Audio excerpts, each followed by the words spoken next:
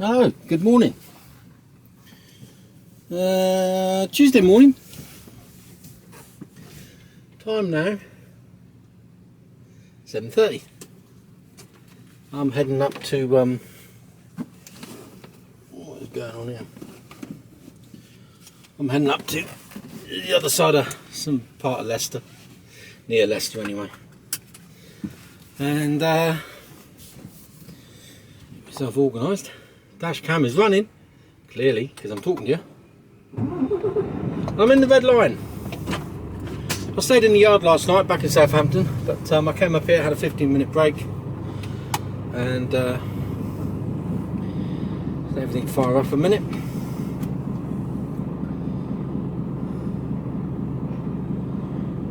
We've only got 46 minutes to go. Yeah, 45, maybe an hour max to where I'm going. So plenty of time.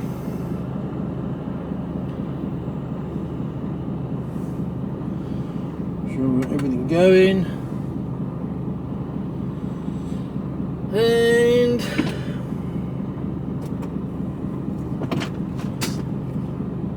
away we go.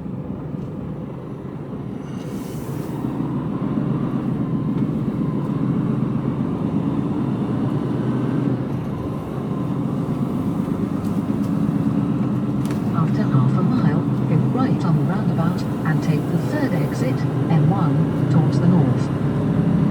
I didn't go in for a bacon sandwich. They're bacon in there, isn't that special? It's on a griddle that's, I don't think it's ever been cleaned.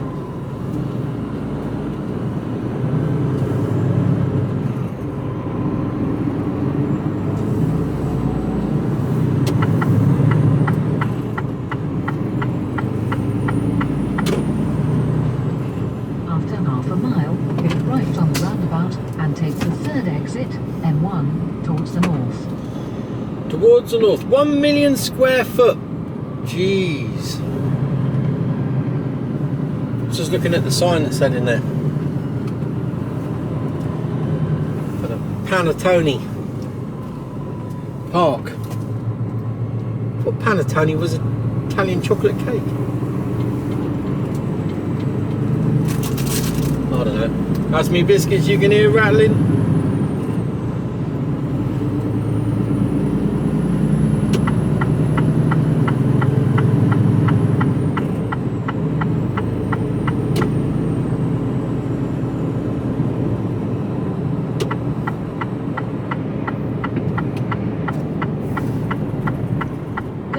On the roundabout and take the third exit, M1, towards the north.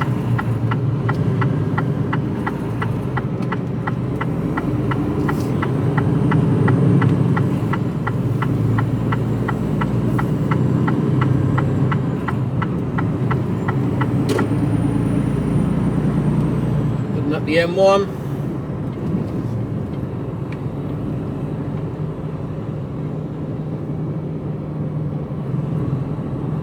Take the exit, M1, then take the motorway.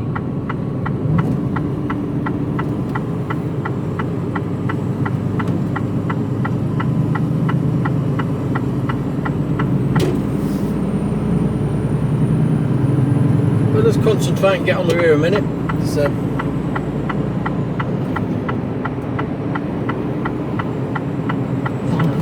coming into merging traffic, merging in here. We've got an easy one, it's alright, we're lucky.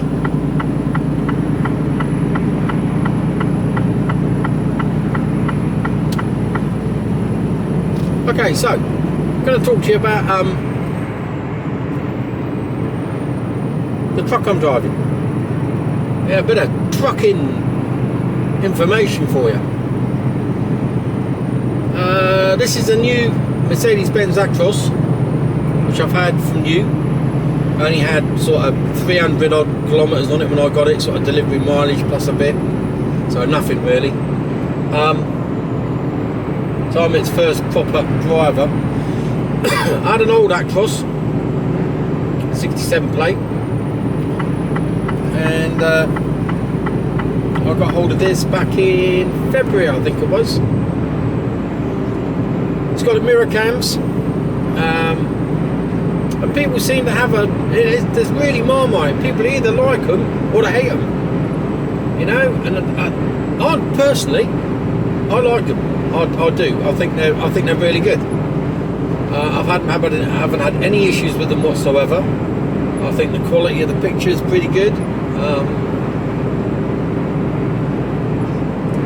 You know, there's limitations, but there's limitations with traditional mirrors. So, you know, it's there's pluses and minuses, but you know, there's people say, oh, it gives you headaches. Well, it give me a headache. Oh, you can't wear them because you're wearing bifocals. Yeah, well, I wear bifocals, so I don't have a problem with them. You can't see in the dark. Well, I think you can. Can't see in the wet. I think that's another myth.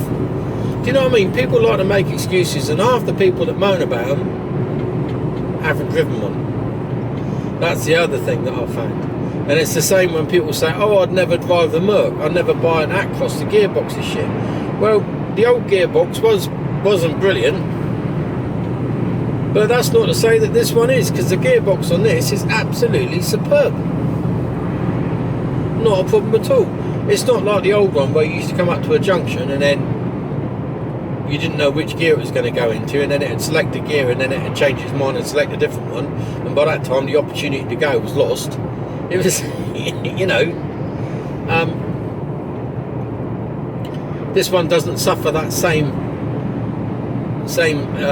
issues. So no, so you know, you can't say that a Merc gearbox is shit, because it clearly isn't on the new Actros. It's comfortable. People say, oh, the seating position is too high.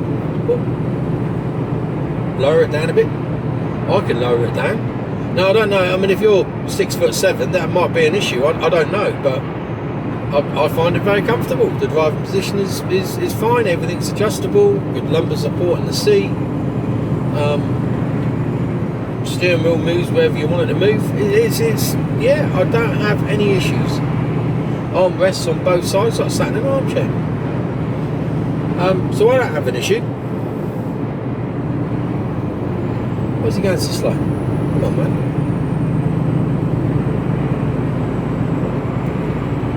Let's go. And there is a little bit of acceleration involved.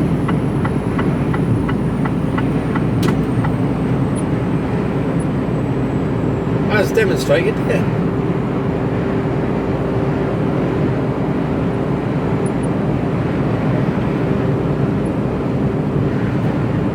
So, do I like the new Mercedes Actros? I think that's a resounding yes. But mind you, I like the old one, so you know, it's each to their own, isn't it? I didn't particularly like the DAF. I don't know, it was that raised step. Didn't like the raised, there was on the floor, it's a raised floor. Only by a couple of inches, but it was I always thought it was just, but there was no need for it. And the Merc is a flat floor, which I think is brilliant. Love it.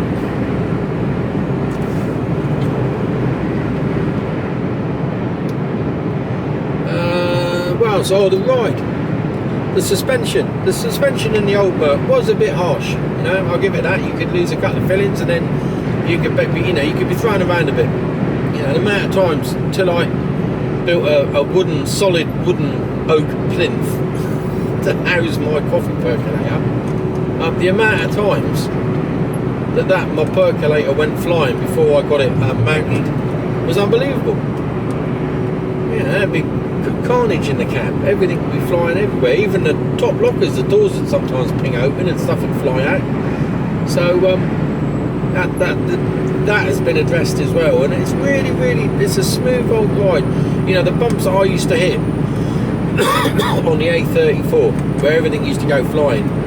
Now, you know, there's a bump there because, you know, the bumps haven't changed and they're pretty aggressive, but it smooths them out. Nothing flies around now. You know, it's rather genteel. It's nice. So comfort-wise, not a problem. the dashboard with the two basically it's like a couple of iPads stuck out, one bigger than the other one. Touch screens, lovely. Fine in daylight, fine at night, absolutely spot on. All the information that you could ever want plus more, all at a touch of a button. So the technology on board is greatly enhanced over the old Merc. I mean, we've got adaptive cruise control, which is superb, which is then also linked to the sat nav, and also which it's just unbelievable. You know, I can be coming up to this lorry now. I know that lorry in front is 440 foot away now, 436. I'm slowly gaining on it. So it's only doing, I know, because the sensor's telling me, 51 mile an hour. So I will be gaining on that truck in a minute or two. Slowly reeling it in. So I already know. You know, I'm down to 397 feet now. So I can plan ahead. I know that I'm cruised in on it. So I can start thinking ahead as to where I'm going to move out around it, and at what time I'm going to move out around it. And is it slowing down for a particular reason?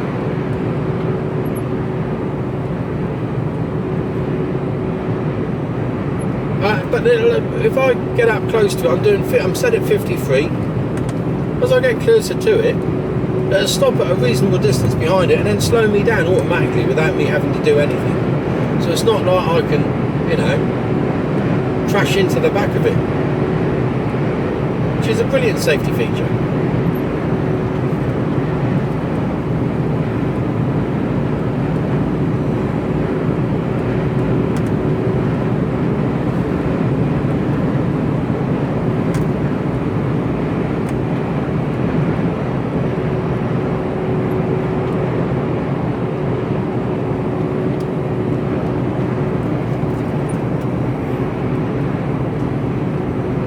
Yeah, so the new Mercedes Actros is a huge improvement, leaps and bounds over the old one.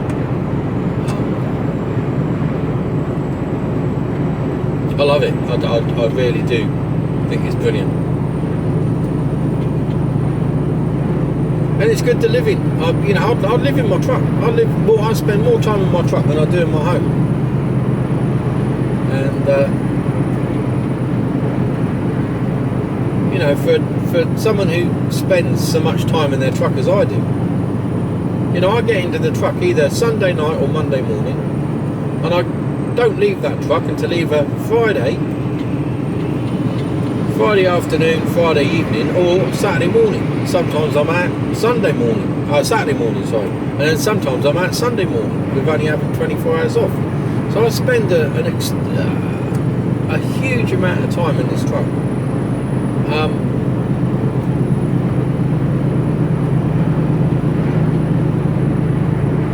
The only thing that I would like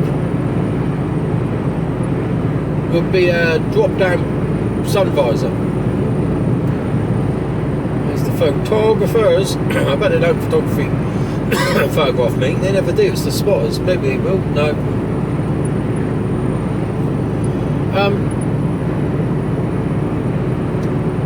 Yeah, a different sun visor. You got being only short, I've got to really reach to pull the sun visor down, so I tend to have it down all the time because it's just I nearly pull a muscle trying to get to it.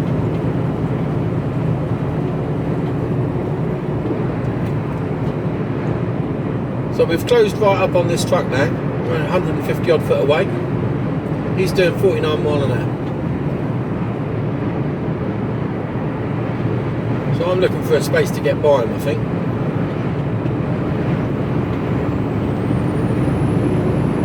This lad going by me now. And there's a van.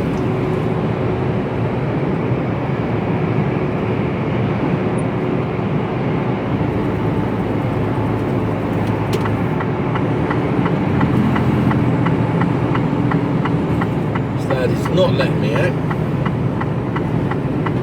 Oh, he is now.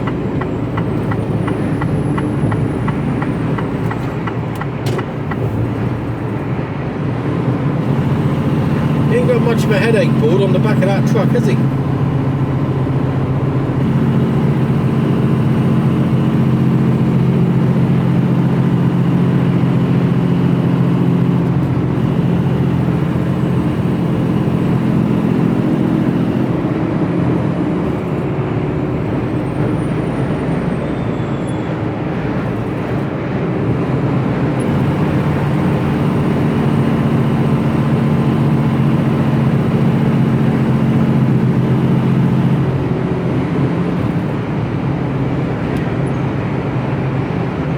On the left, picked up a bit of speed because he's going downhill.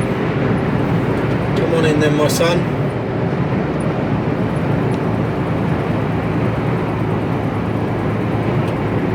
Put your foot down again then, don't slow down, which is what you've done. 48 mile an hour, come on. Now he's accelerating.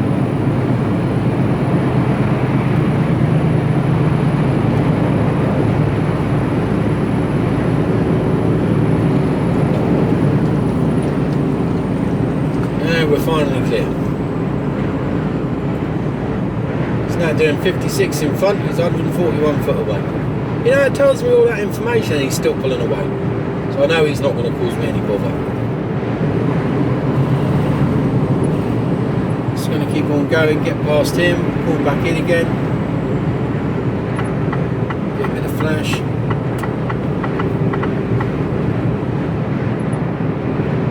I noticed, it's what I've noticed, more and more so recently. Less people are flashing you out or flashing you in, you know. I don't know if it's, I don't know why people have stopped doing it. It's just a bit of courtesy as far as I'm concerned. I mean, you should know the length of your vehicle, but it always helps to, when someone goes, yeah, clearly come on in, my friend, because you might leave it a little bit longer, or a bit, you know, a little bit later before you pull in, and he goes, no, come on in. Excellent.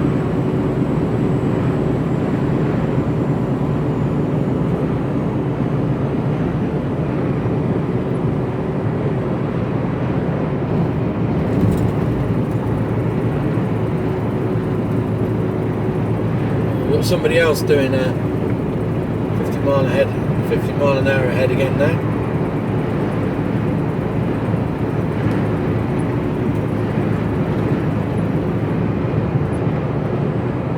I'm in no rush, I've got plenty of time.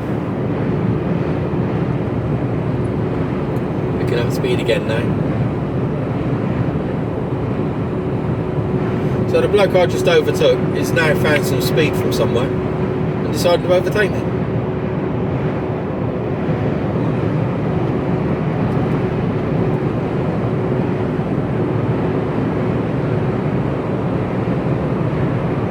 I'm going to have to move into the right hand lane, and he hasn't got enough speed when we get up to the hill up here.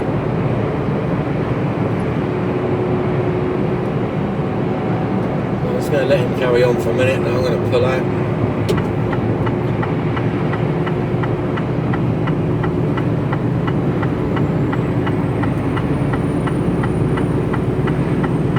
So it was almost a waste of time me overtaking him, but he was only going at 50 mile an hour. Now all of a sudden he's 54 mile an hour. Inconsistent.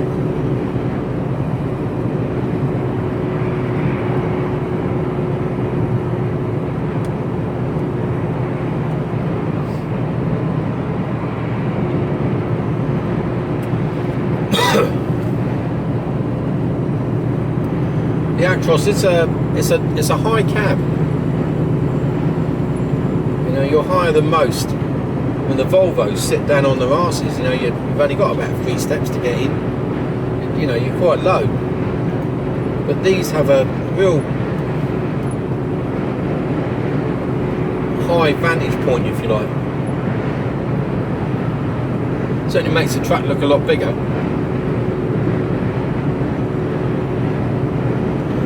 So we come up to the M6, M1 split. M6 to the left, M1 straight on. I'm just going straight on the M1.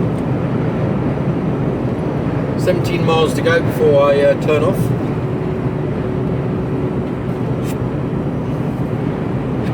Oh, here comes.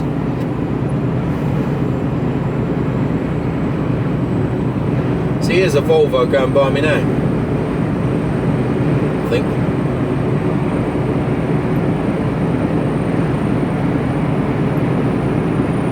I'm looking down into his cab.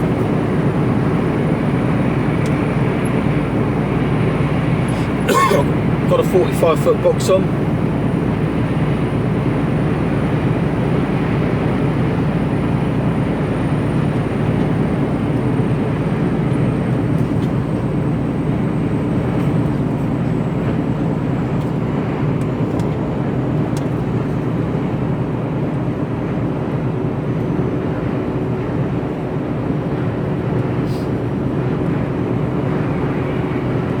On a load trailer.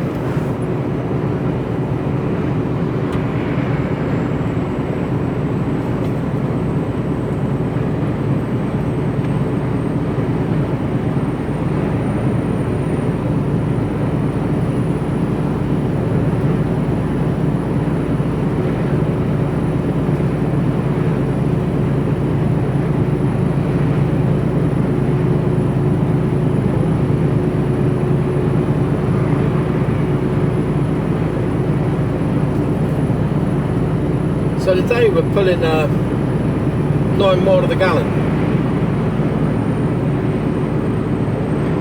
No, not particularly, only 9 mile to the gallon since I left, which is I would be expecting with the weight that I've got on, which is about 12 tonne, which puts me at about 27 tonne in total. Yeah, something like that. 29 tonne, something like that, sorry. Under 30 anyway. To be zipping on a bit more. So, I thought my mile to the gallon would have been around the 10 mark.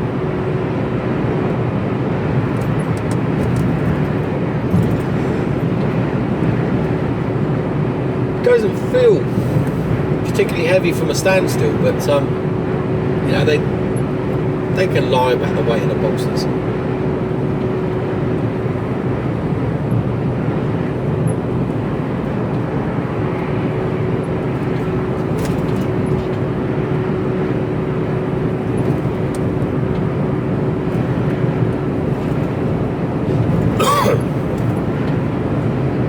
But I think I'm getting more miles to the gallon out of this than my old one.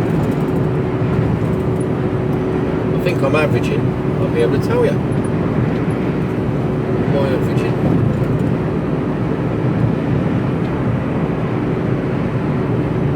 Get the right setting.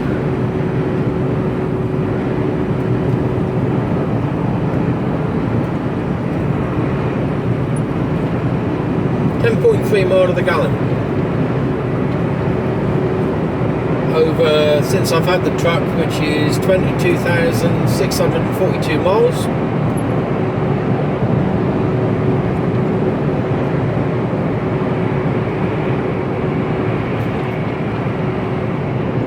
Which is nothing, it's not even broken in really.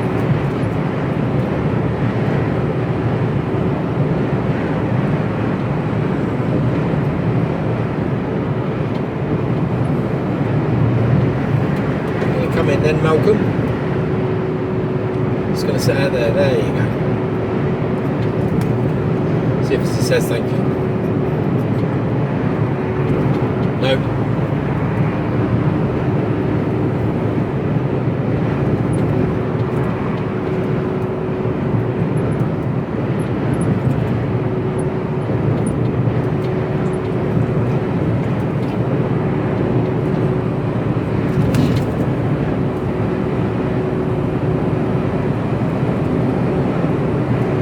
So far today we've done 135 miles, 9.1 mile to the gallon.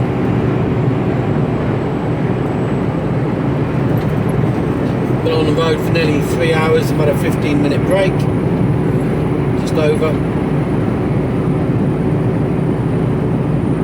And we've probably got about half hour to go. Go on in, DPD. Did you say thank you? No.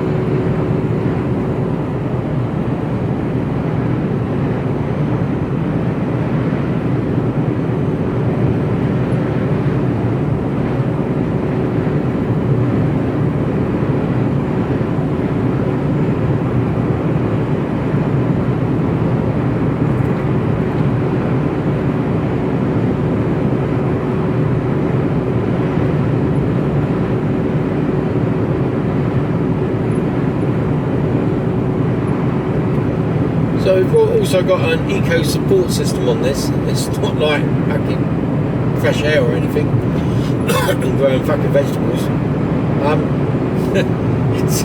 It's all to do with your style of driving and how you drive the vehicle.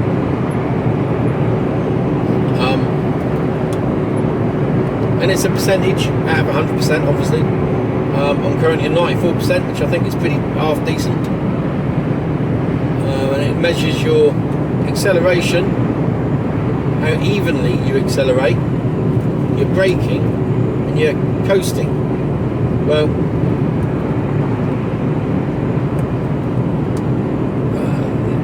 I go straight into cruise control as soon as I can. I'll work off cruise control. I use the cruise control to accelerate, so that so I have no real control over that, because the truck does it for me, and I'd like to think that the truck does it the best and the most economical way that it possibly can. Can somebody say thank you? Ah, tipper man, well done. And evenly, you'd like to think that the truck can do that for you as well, so those scores are high. Coasting, yeah, a bit of an anomaly there. Coasting, bit of a strange one, isn't it? Coasting. So if you remember back to your car test or anything like that, anything geared, you really shouldn't be coasting, should you? But in automatic, in this truck automatically takes you out of gear and lets you coast, and then reapplies the gears as and when it's required, aiding fuel economy. Uses the weight, going downhill, it uses the weight and the momentum of the truck to push you on and let you roll, rather than the gears holding you back. So it does that.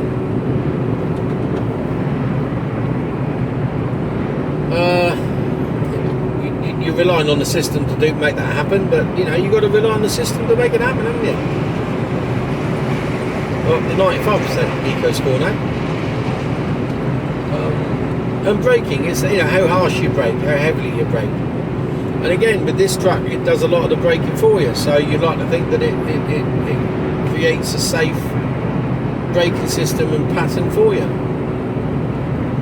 I do find that when you're using the automatic braking system, where it's registering that there's a vehicle slowing down in front of you, or you're coming up to a roundabout, it does tend to leave it a little bit later than I would. I'd slow down a little bit more, a little bit earlier, make it a little bit more smoother. So I rely on it, but I don't rely on it, I think is the honest answer there. So the question is, would I have another one? If it was my own money, would I buy one? I think I would, actually.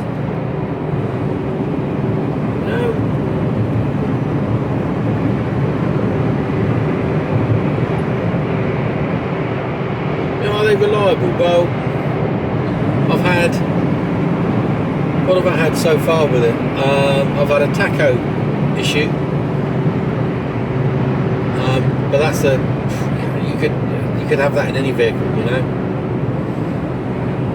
so that's not really a Mercedes design fault. It's just the tacho head had a glitch. It's a glitch of the system. That seems to be okay now. And I've had a DPF stroke regeneration stroke NOx sensor stroke fuckwittery issue. I never got to the bottom of it. The dealer never got to the bottom of it, because he tried to put the blame on me and I was having none of it. Tried telling me that I was turning the regeneration off. Well, no. I've driven back from Cornwall with only having one brake, so it's had plenty of time to do a regeneration, and I haven't switched it off at all. So no, you're reading something wrong somewhere, or it's telling you something wrong. Why would I turn it off? Real. So we'll see what happens with that.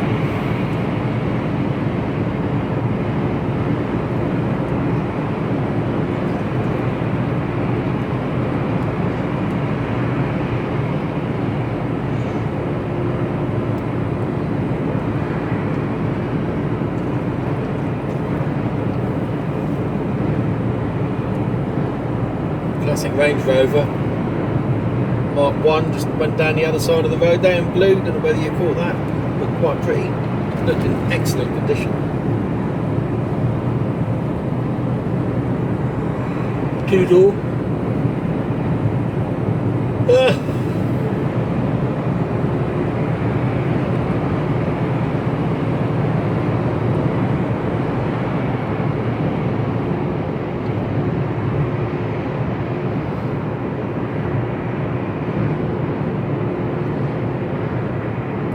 Well, glorious day by the looks of it, or it will be.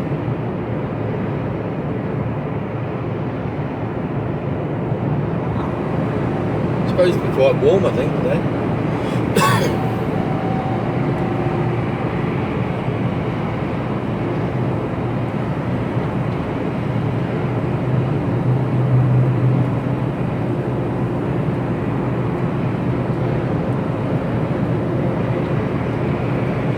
The only thing I would change, one of the other things that I would change, is the dashboard, or the material that's used for the dashboard top.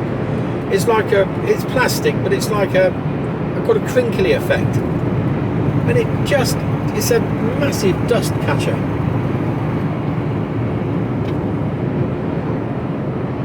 Yeah, gonna have to get some sort of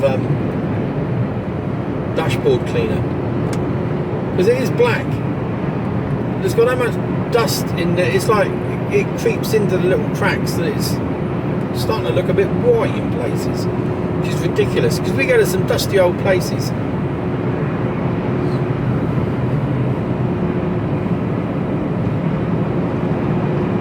Even in the winter, you know, if it's dry, you get dust coming.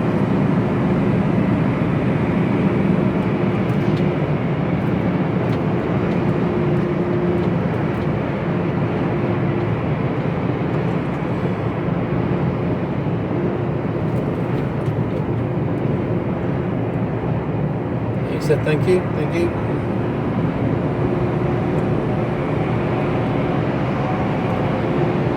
Flying on.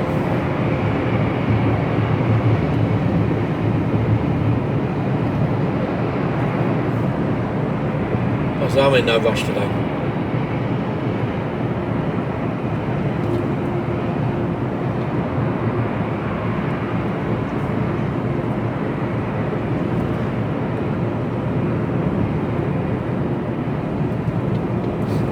Currently on the M1, going to be coming off in a minute, just under 5 miles. We're 50 mile away. Slept well last night as well. Had 11 off. Oh yeah, that's what I was going to do. I think I mentioned in my last video I was going to take a look at how long my, you know, what the times of how much I'm kept hanging around. Well, I was on the docks for 2.5 hours yesterday,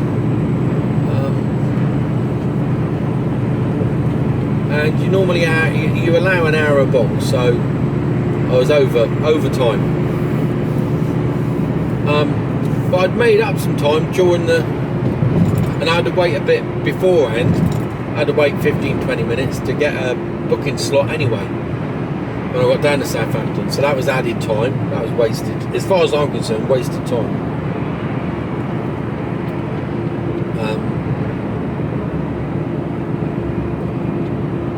And on the docks, you know, you allow an hour a box, so you allowed 2 hours, but I was 2.5, so it cost me half an hour. But if I take that away from the time that, plus the other 20 odd minutes that I'd lost waiting for a slot on the docks, but if I take all of that away from the time that I'd gained this morning, I was still up something like 45 minutes overall. So today I start and I'm 45 minutes up before I even start. So when I get up there, they get 4 hours to tip the box, and if they're quicker than 4 hours, happy days. If they're not, I've still got over my overall time for the week 45 minutes of overtime, if you like. So it really, you know, I just was interested to see, because I keep thinking that I'm losing time hand over fist, but I'm not sure if I am, because it sort of might be swings and roundabouts.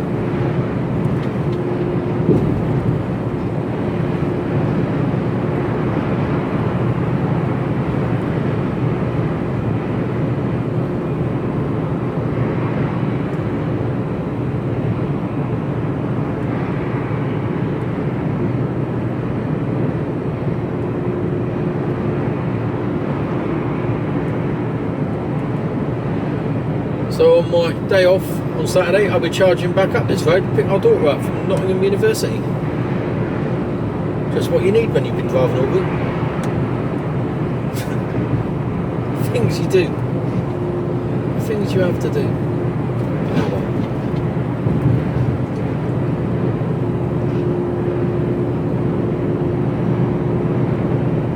Bit of traffic here. It's time to move out.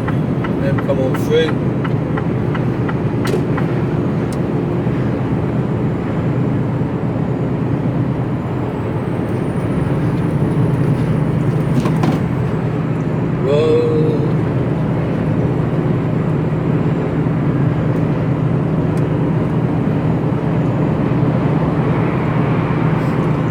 Try to get back in, but you can't when you've got knobs like that. Oh.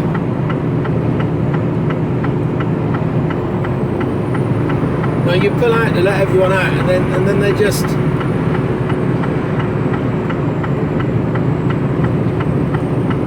block you from being able to get back in, so they can overtake you. Ridiculous.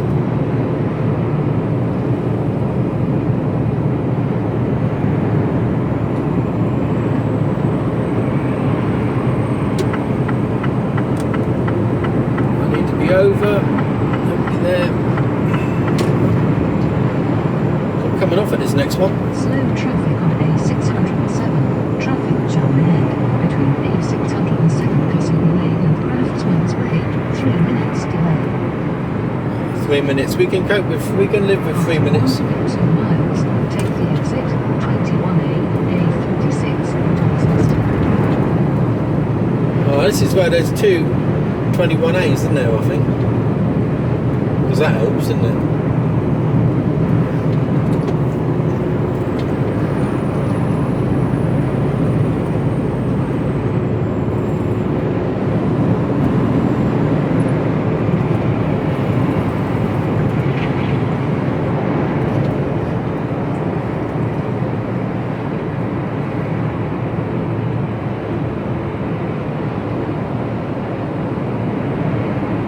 Maybe not.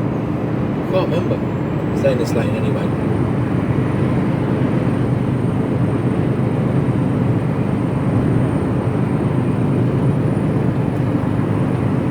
A46 to Leicester. Take the exit 21A A46 towards Leicester, then keep right.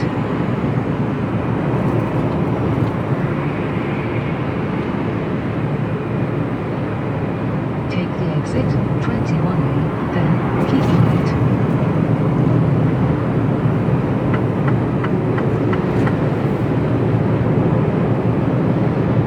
No, it's not the one I was thinking of.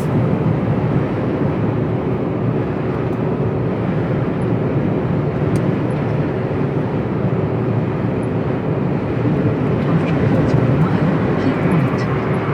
We'll do that.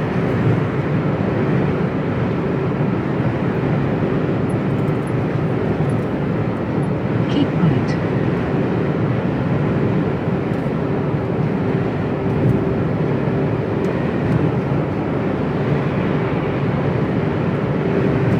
Follow A46 towards North Leicester for 7 miles.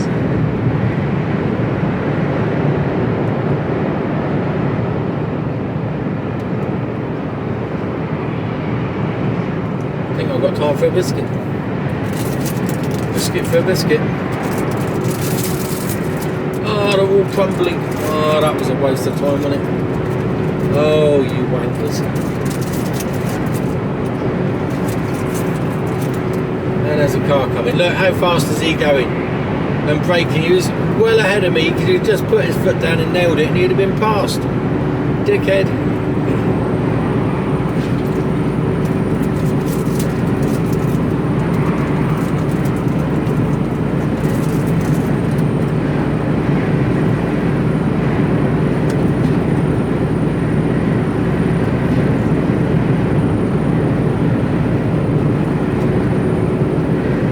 He just pulled out of a lay-by.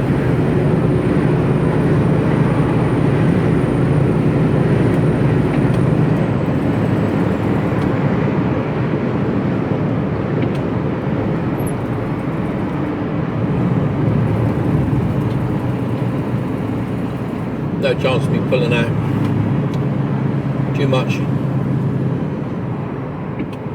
Some might have. Okay, keep going. Keep going. Don't slow down so that you're actually going slower. That's so traffic jam stop. There you go.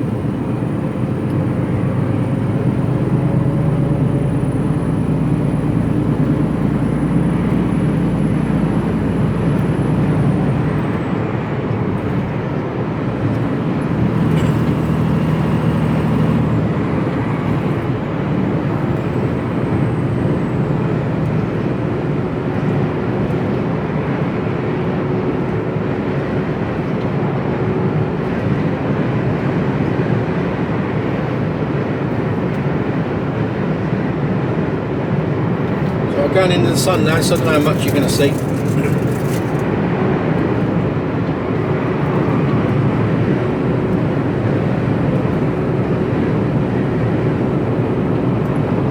Here we go again. Come on, accelerate.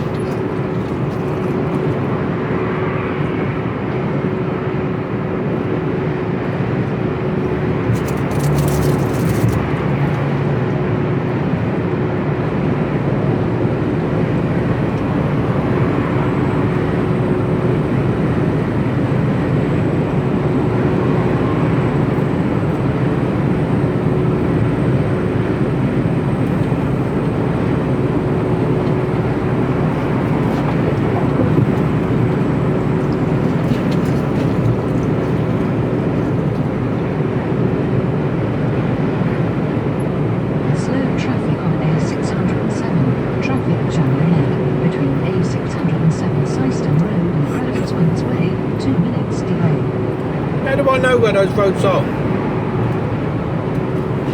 It means nothing to me. There's a sign back there that said, I don't know if you saw it or not, avian flu control measure. I thought the bird flu thing was over now.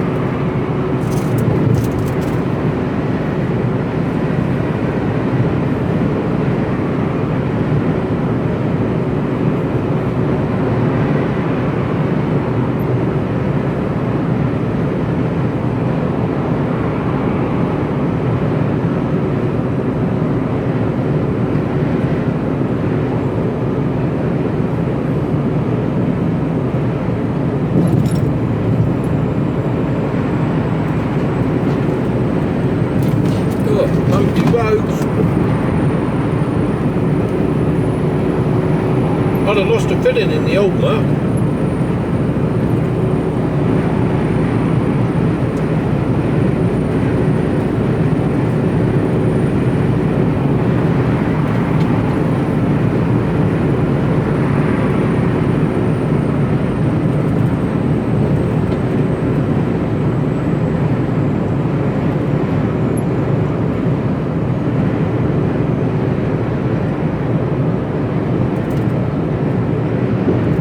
We went to our friend's house on Saturday night, a few beers, and then we did something we haven't done in years. I can't remember the last time I had a fondue. They got a fondue set out. There's some cheese in, a few bits and pieces of the dunk in it, lovely.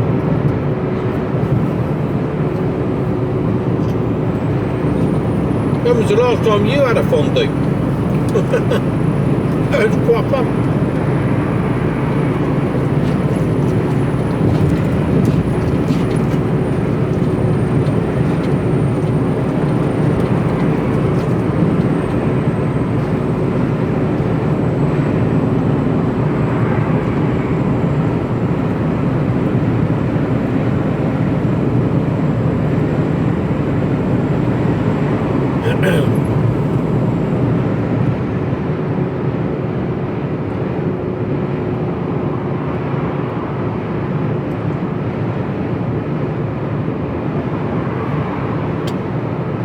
coffee.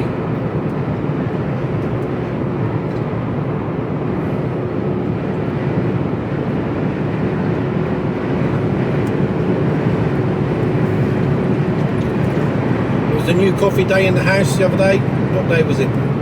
Might have been Monday morning when I left. It was Rwandan. I got some Rwandan coffee.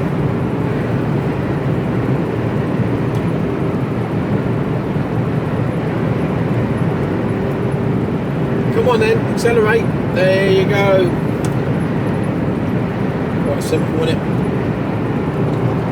So down here I sort of go round to the left. Keep left. Yeah.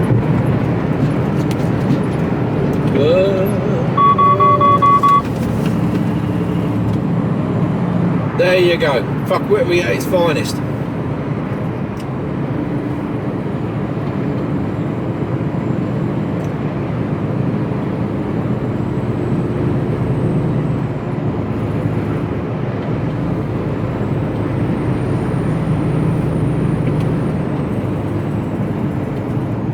It's all very well slamming the brakes on to let someone out, but you've really got to think about what's behind you. And a fully freighted Arctic topping out may not have been able to stop quite as easily as I was, because I'm reasonably light.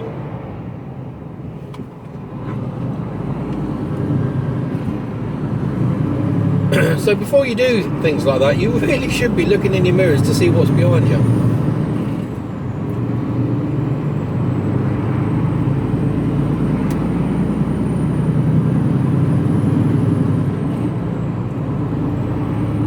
Go around to the left here. Only got about 3 miles to go.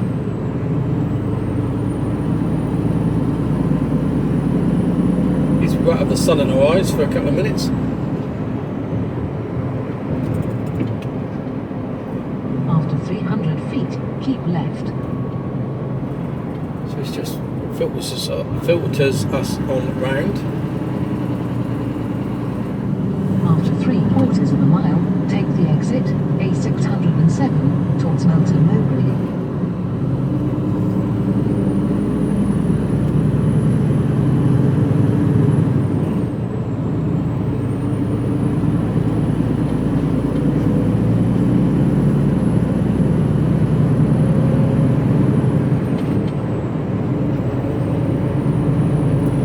Half a mile, 607.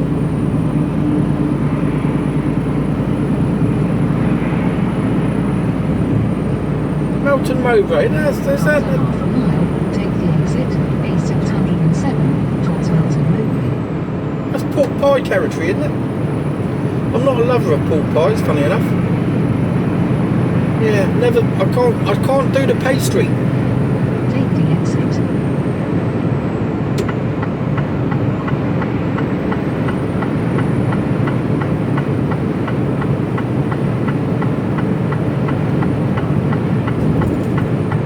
Pastry just seems laden with fat.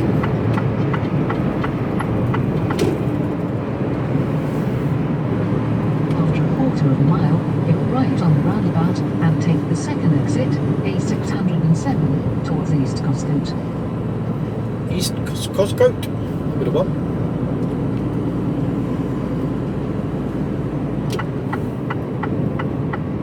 Go right on the roundabout and take the second exit.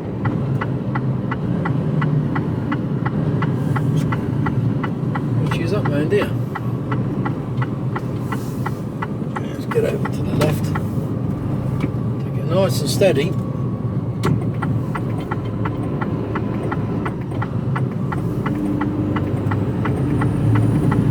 Okay.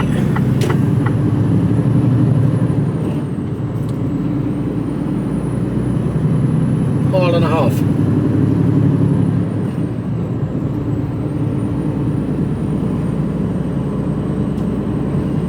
Well, what's in Edinburgh, right? But there's a load of containers. So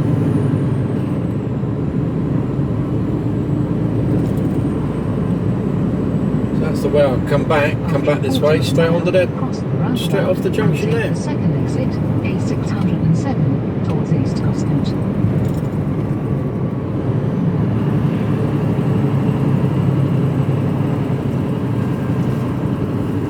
Straight across. Cross the roundabout and take the second exit.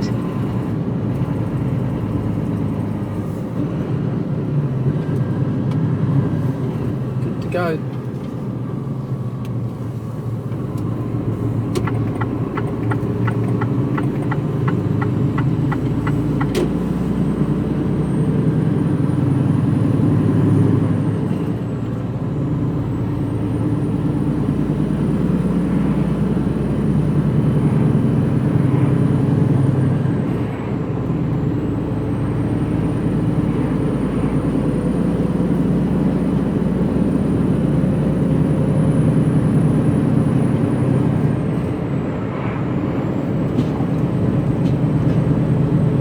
Golf course, deer in it.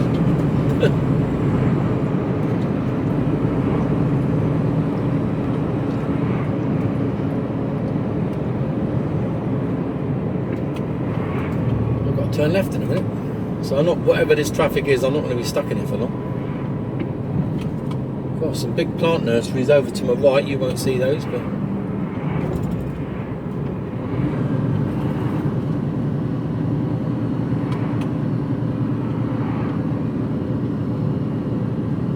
I suspect I'm going left at these lights up here. After a quarter of a mile, turn left, Craftsman's Way, then take the third left.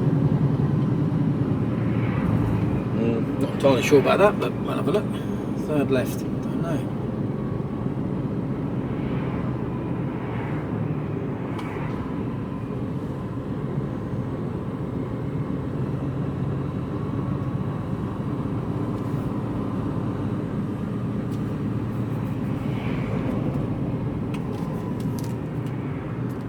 See the name of this place where I've got to be.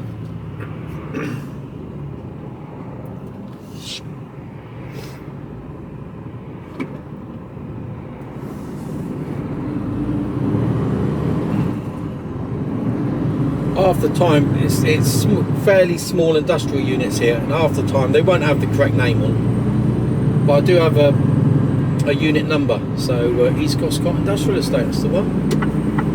So it does have a unit number, so hopefully they'll have... Feet, turn left, Craftsman's Way, then take the third left. So, stay about here.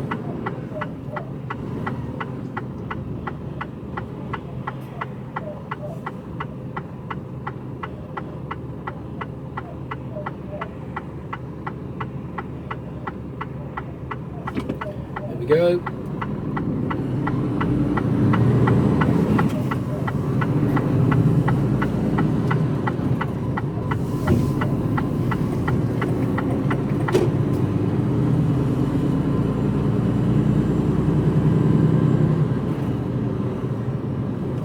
After 300 feet, turn left, the Warren, then bear left. The Warren.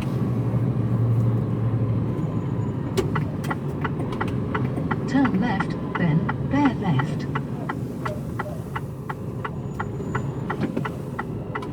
Then bear left. Bear left, then at the end of the road, I think it's turn right. up here. That's the way I'm going. What that was. Right, that's eight. Okay, we're going in the right direction.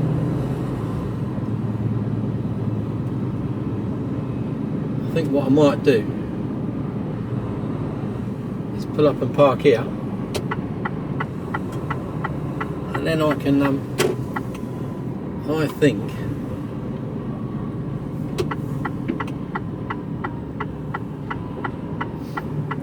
it's down round to my right. So I'm going to stop here.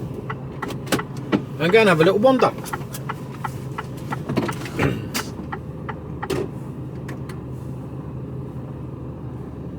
Stick one for brake. Oh, good job I did, because there's a big truck just coming out, so that could have been a little awkward. So I'll speak to you all in a bit.